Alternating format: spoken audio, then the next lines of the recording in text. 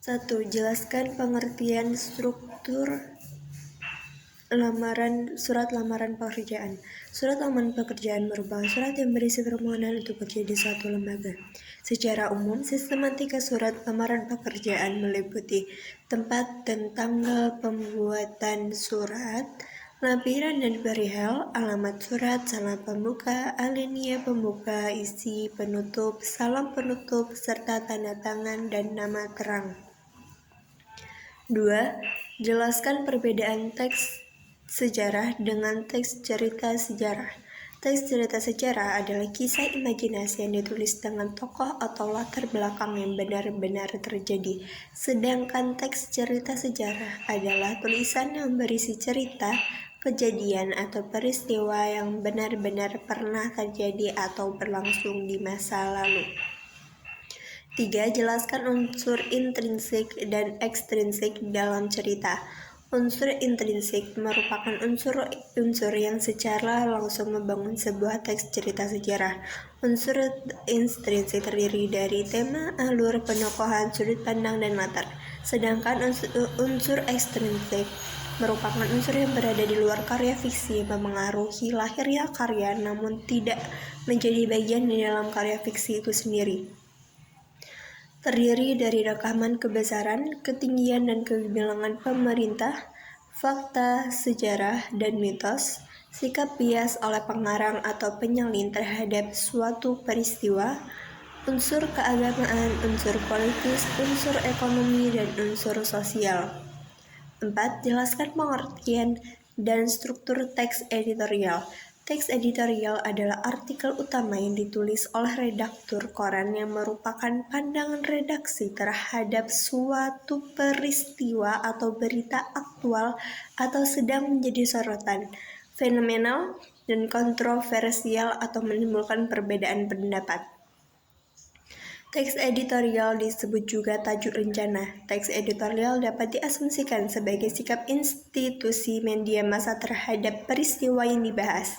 Strukturnya yaitu berupa 1. Pengenalan isu. Merupakan bagian pendahuluan teks editorial. Fungsinya adalah mengenalkan isu atau permasalahan yang akan dibahas dalam bagian berikutnya. Pada bagian pengenalan isu disajikan peristiwa persoalan aktual, fenomenal, dan kontroversial. 2. Penyampaian pendapat atau argumen. Bagian ini merupakan bagian pembahasan yang berisi tanggapan redaksi terhadap isu yang sudah diperkenalkan sebelumnya. 3. Penegasan dalam teks editorial berupa simpulan, saran atau rekomendasi. Di dalamnya juga terselip harapan redaksi kepada para pihak terkait dalam menghadapi atau mengatasi persoalan yang terjadi dalam isu tersebut. 5. Jelaskan pengertian artikel. Lalu, apa perbedaan kalimat opini dan fakta yang kalian ketahui? Jawabannya, artikel adalah tulisan tentang suatu masalah, termasuk pendapat dan pendirian penulis tentang masalah itu. Artikel bertujuan untuk meyakinkan, mendidik, atau menghibur pembaca. Di dalam artikel terdapat fakta dan opini, di mana fakta adalah kenyataan atau peristiwa yang benar-benar ada atau terjadi. Fakta biasanya dapat menjawab pertanyaan apa, siapa, kapan, di mana, atau berapa. Sedangkan opini adalah pendapat, pikiran, atau pendirian seseorang terhadap sesuatu. Opini biasanya dapat menjawab pertanyaan bagaimana dan mengapa.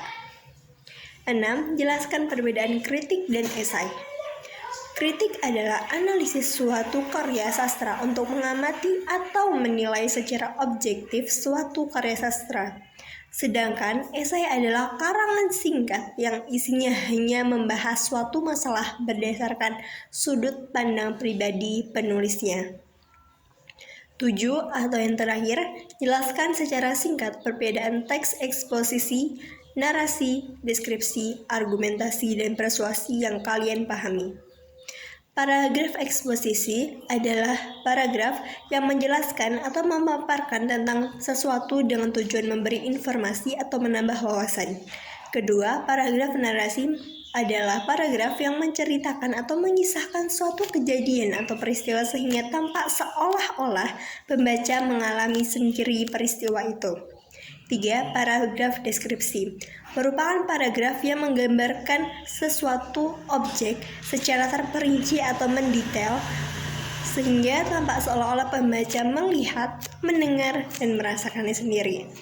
Keempat, paragraf argumentasi adalah paragraf yang mengungkapkan ide, gagasan, atau pendapat penulis dengan disertai bukti dan fakta.